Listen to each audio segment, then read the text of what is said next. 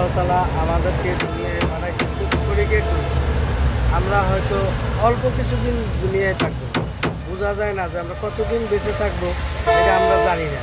কিন্তু সেদিনও মনে হইতেছে যে আমরা খেলাধুলা করতাম, দুষ্টমি করতাম, কিন্তু আস্তে আস্তে এখন বয়স ভারী হইতেছে। এখন বুঝতেছি যে আসলে দুনিয়াটা কিছু না, দুনিয়াটা হলো ক্ষণিকের জন্য, দুনিয়াটা আসলে কিছু না। একটা জিনিস যদি ভাবি যে দুনিয়া কিছুই না, দুনিয়া কত আকাম টুকাম, যত মারামারি কাটাকাটি আমরা কোথায় করি না কেন, কিন্তু এই দুনিয়াটা আসলে কিছু না। আমরা আমল করি, আল্লাহর কাজ করি, ইমানের কাজ করি, পরকালের জন্য আমরা কিছু নিয়ে যাই। কারণ এই যে দুনিয়ায় আমরা মনে করি যে হ্যাঁ আমরা মনে হয় মরবো না, আসলে আমরা তো মরে যাবো এক সময়।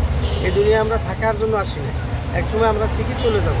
এই জন্য কিছু এমন কোনো কাজ করে যাই যে কাজটা দুনিয়ায়ও শান্তি পাবে, আখেরাতেও আমরা শান্তি পাবো।